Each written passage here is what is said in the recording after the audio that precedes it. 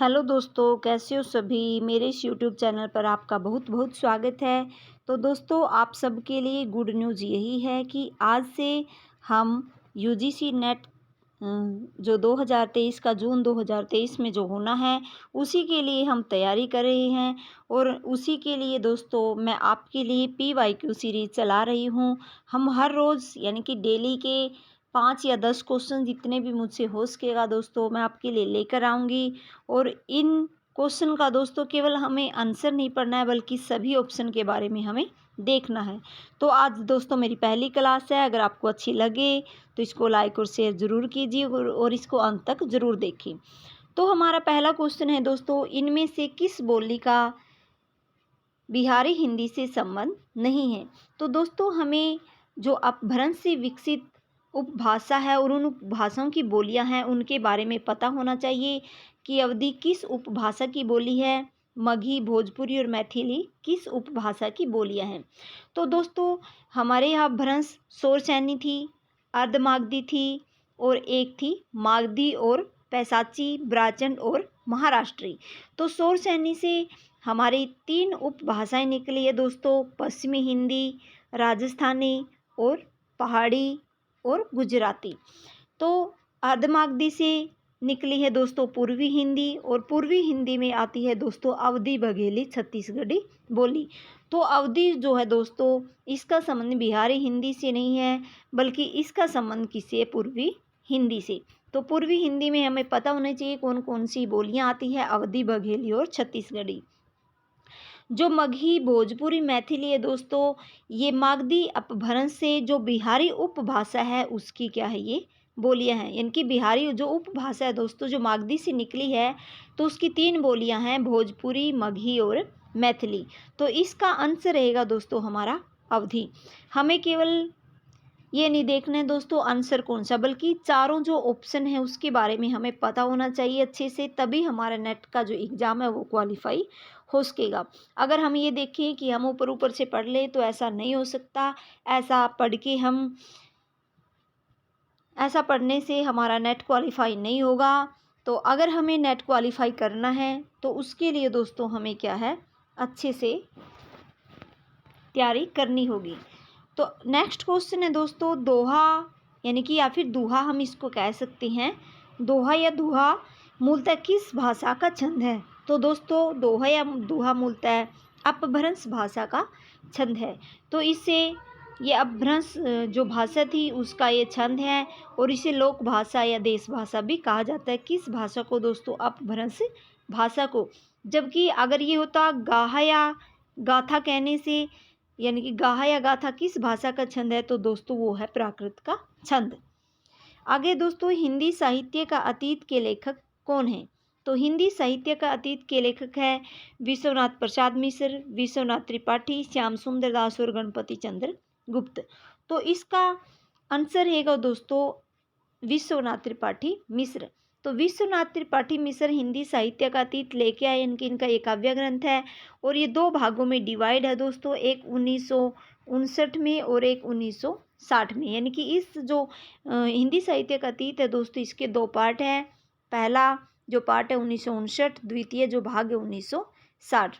और विश्वनाथ त्रिपाठी का दोस्तों काव्य ग्रंथ नहीं है, श्याम सुंदर दास का है दोस्तों। श्याम सुंदर दास ने हिंदी भाषा का विकास लिखा है दोस्तों, हिंदी भाषा का विकास।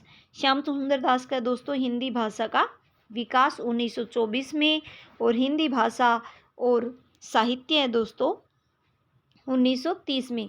और एक और दोस्तों इनका ग्रंथ है हिंदी गोविंद रत्नमाला, हिंदी गोविंद रत्नमाला।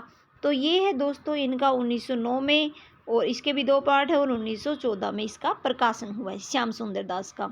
और गणपति चंद्रगुप्त का है दोस्तों हिंदी साहित्य वैज्ञानिक, यानी कि हिंदी साहित्य का वैज्ञानिक इतिहास। हिंदी साहित्य का वैज्ञानिक इतिहास किसका है दोस्तों, हिंदी साहित्य का वैज्ञानिक इतिहास किसका दोस्तों, ये गणपति चंद्रगुप्त का है, और इसका जो प्रकाशन वर्ष है दोस्तों 1965 है। तो दोस्तों हमें जो श्याम सुंदर दास है, गणपति चंद्रगुप्त है, विश्वनाथ प्रसाद मिश्र है, तो सभी के बारे में हमें पता होना चाहिए। आगे है दोस्तों संदेशो कवित रहू हऊँ कहणऊ असमथ भण पियई कत्ती बलियड बेवी समाणा हथ। ये दोहा किसका है? तो ये दोहा है दोस्तों नरपति नालय का, हेमचंद्र का, अब्दुल रहमान का या फिर सारंगधर का। तो दोस्तों जितने भी कवि आए हैं हमारे ये सभी इम्पोर्टेंट हैं। आदिकालीन कवि है नरपति नालय, जो ये रासो ग्रंथ इन्होंने लिखा है। हेमचंद्र का शब्दानुशासन है, अब्दुल रहमान का संदेश राशक है, सारंगधर ये भी आदिकालीन कवि है दोस्तों। तो संदेशो यानी कि ये किसका दोहा है दोस्तों? ये अब्दुल रहमान का दोहा है। तो अब्दुल रहमान का ग्रंथ है दोस्तों संदेश राशक। ये किसका ग्रंथ है दोस्तों? अब्दुल रहमान का। और इसी ग्रंथ से ये पंक्तियाँ ली गई है, जो ये पंक्तियाँ यहाँ पर दी गई है, जो दोहा यहाँ पर दिया गया है। और अब्दुल रहमान का जो ये संदेश राशक है तो ये पहला धर्मेतर रास ग्रंथ है, क्योंकि उस समय जो रासो ग्रंथ लिखा जा रहा था वो सभी हिंदू विद्वान थे, लेकिन जो मुसलमान थे अब्दुल रहमान यानी कि ये पहला संदेश ये जो संदेश राशक है ये पहला धर्मेतर रास ग्रंथ है। आगे है दोस्तों जो नर दुख में दुख नहीं माने सुख सने अरु भया नहीं जाके कंचन माटी जाने। इन काव्य पंक्तियों के रचनाकार कौन है? सूरदास, गुरु नानक, कबीर या फिर रैदास। ये सभी जो विद्वान है दोस्तों ये भक्ति काल के विद्वान हैं। ये शगुन जो कृष्ण काव्यधारा थी उसकी है, ये भी निर्गुण काव्यधारा की, ये भी निर्गुण की और ये भी निर्गुण काव्यधारा की। तो जो ये पंक्तियाँ हैं जो नर दुख में दुख नहीं माने, तो ये पंक्तियाँ हैं गुरु नानक देव की। गुरु नानक देव दोस्तों ये सिख धर्म के प्रवर्तक माने जाते हैं, पहले यानी कि आदि गुरु थे। और इनका जो जन्म है वो हुआ 1469 में और 1538 में इनकी मृत्यु हुई। और इनकी जो प्रमुख रचनाएं हैं दोस्तों वो है जपूंजी आशा दीवार, रहीराज, सोहिला आदि इनकी रचनाएं हैं। और जो इनकी रचनाएं हैं दोस्तों गुरु नानक देव की वो किस में संकलित है दोस्तों? गुरु ग्रंथ साहिब में।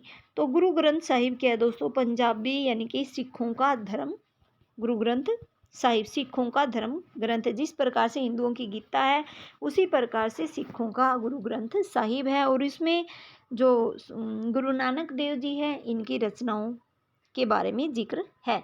तो सूरदास के बारे में भी हमें पढ़ना है, कबीरदास के बारे में भी, रैदास के बारे में। ये सभी जो भक्ति काल के कवि है ये काफ़ी इम्पोर्टेंट है।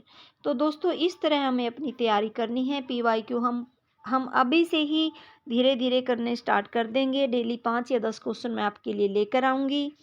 अगर हम इस तरह अपने PYQ सोल्व करेंगे तो उससे हमें पता भी चलता रहेगा दोस्तों हम किस प्रकार की तैयारी कर रहे हैं और पीछे किस प्रकार के क्वेश्चन आ चुके हैं। हमारा मूल्यांकन भी साथ के साथ होता रहेगा और हमारे ऊपर कोई बर्डन भी नहीं होगा, क्योंकि PYQ के बिना दोस्तों हम आगे नहीं बढ़ सकते। अगर PYQ हमने नहीं किए तो हमारा बहुत बड़ा यानी कि हम ये बहुत बड़ी भूल कर रहे हैं अगर हम UGC नेट की तैयारी कर रहे हैं और हम PYQ नहीं पढ़ रहे हैं। तो दोस्तों अगर मेरी वीडियो आपको अच्छी लगे तो इसको लाइक और शेयर ज़रूर कीजिए, और अगर आप मेरे चैनल पर नए हो तो इसको सब्सक्राइब कीजिए ताकि आगे आने वाली हर वीडियो का नोटिफिकेशन आपको मिलता रहे। और एक छोटा सा कमेंट ज़रूर कीजिए ताकि मेरा हौसला बना रहे और मैं आपके लिए ऐसे ही वीडियो लेकर आती रहूँ। Thank you.